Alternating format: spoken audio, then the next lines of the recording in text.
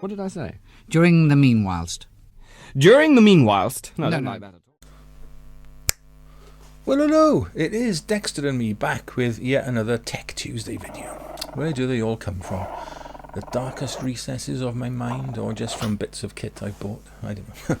Don't answer that, actually. Anyway, in today's video, I want to talk about my my GoPro setup, as it's the one I use to shoot the vast majority of my outdoor videos, as well as give you my impressions, early impressions of my new Hero 12 Black.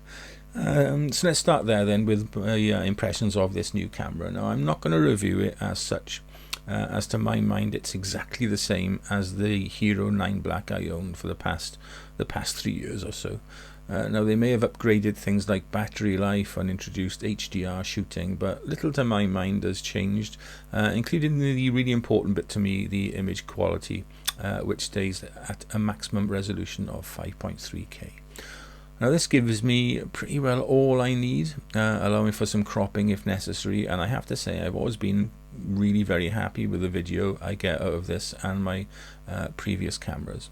As well as the Hero 9, I also had, I think, a 6 and one of those tiny cube-like cameras for a while, and even that really output excellent video footage.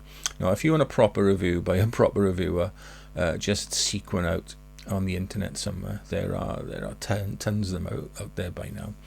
Now, the only reason I changed from the 9 to the 12 was the age of the earlier camera. I figured that after all the use it might cease to function at any time, and selling it now to MPB, while it still held some value, was the sensible thing to do. Knowing my luck, of course, now it'll last for another 50 odd years. As an aside, though, I recently had a poor experience with MPB, one which I shan't elaborate on, but let's just say that after a number of very happy transactions, my dealings with them have been soured somewhat, and as such, I shall no longer be dealing with them. Sad, really. Anyway, moving on. As for the way I use the camera, I'll split this into two chapters: the physical factors, like the ergonomics, and then the exposure settings and such like. Okay, then, how is my camera set up in terms of its actual handling? Well, first off, I use GoPro's media mod, and I'll explain why in a bit. And to hold the camera, I use either a Manfrotto Pixie little tabletop tripod or a Joby GorillaPod. Either has no issue in holding the camera and any bits I've got attached to it. The media mod is used so I can in turn utilize an external microphone, either a wired lav one or, more often than not, my Rode Wireless Go. Although the microphone built into the GoPro and particularly the media mod are fine, I've been really trying to up my audio game lately, and I'm far happier with the sound from the Rode or the wired lav mic. Just so you know, though, it is the same media mod I used with my Hero 9, which is good, so no need to buy a new one if you are upgrading. Pro tip time, though. You'll need a TRS equipped microphone lead like this one. TRRS ones, almost the same, but they're different. They are just too quiet in the GoPro. One of the two cold shoe mounts on the media mod holds a light of some sort. Now, I've got a couple of these, compact enough to use comfortably. One by Niwa and one by Godox, both like multi-LEDs. I prefer the Godox as I can set a custom white balance, whereas with the Niwa I need to employ a coloured gel type filter.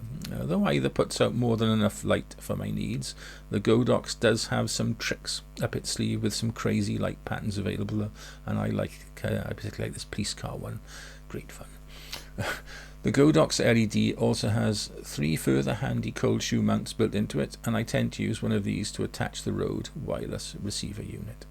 Whichever light I use, I mount them free from the media mod body by using one of these cold shoe adapter type thingy, so I can more easily access the record start stop button. Attached to the GoPro's lens is a 52mm circular filter adapter, to which I've stuck a variable ND filter, again made by Niwa. Make some good stuff, they do. This gives me between 1 and 6 stops of light with absolutely no adverse effect on image quality that I can see, so like no black cross. And I'll come on to why I use this filter later on. Again, this is the same filter adapter I had on my old camera, so it's good to know that any older filters from the 9 onwards will still fit. This holder and the filters, though they do obscure the front screen somewhat, but I do need something to blame for when I get my framing completely awry, as I often do with my GoPro. So that's the hardware bits dealt with. What about the shooting settings? I hear anyone confused or bored enough to be actually still left watching the video cry out. First off, I've not used or felt the need to try even the open gate recording option where the full almost square, I think it's 8x7 sensor is used. I may try it one day to see if it yields better image quality, but it'll mean cropping to 16:9 for YouTube anyhow, so I can't imagine there'd be any real difference. I believe the option is there though, along with a 9:16 aspect ratio for recording vertical TikTok style videos, Instagram reels, you know, or YouTube shorts, that type of thing. Not my scene. I'm not trendy enough really.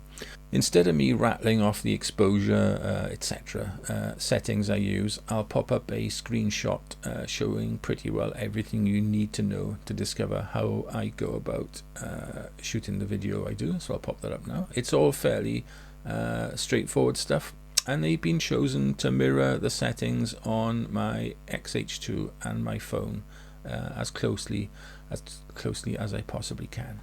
Right, remember the ND filter I mentioned earlier? Well, because I like to stick to the, what's it called? The shutter speed equal to 1/2 times the frame rate inverse rule type thingamabob. I employ it, the filter that is, to keep the footage looking correctly exposed while maintaining the scientifically proven precisely correct amount of motion blur. It's quite simple really. If you're shooting at 25 frames per second, you should use a 1/50th shutter, that's all. I've also set up a couple of slow motion presets on the GoPro, as well as one for if I ever want to try out the log profile, and I've also done an indoor one with like auto ISO. I wish there were a way to give them custom names though, as that would make life just a little bit easier. Now everything gets recorded onto a SanDisk 32GB micro SD card, which gives me around about 40 minutes of record time at my settings, and I carry a couple of spare cards at all times too, as well as a spare battery, again handily the same size as the 9, 10 and 11. So there you have it. That's how I record 99% of my outdoor vlog style videos. Whether this will change when I get my new phone, I doubt very much, as I really do like the form factor of the GoPro systems I've had.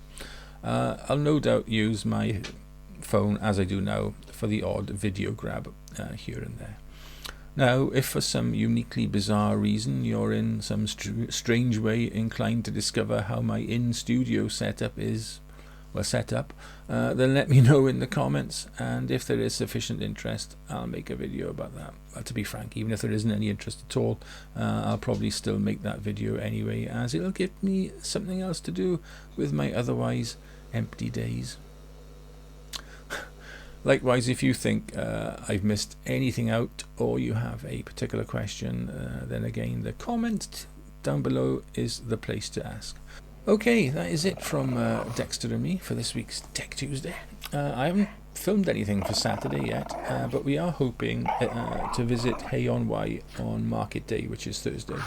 And if we can get up there, then I'm going to vlog that using this GoPro, and try and do some documentary or street style photography with the XH2, and I'll probably take the 35mm f2 and the 23mm f1.4 Viltrox that's recording this. I'll take those two lenses with me to play about with. Right, as usual, stay safe, stay well, look after yourselves, your loved ones, your little pets, whether it's a furry pussycat, a bald dog, or a scaly rabbit, whatever, and be nice, okay? And we'll see you on Saturday. Ta-ra.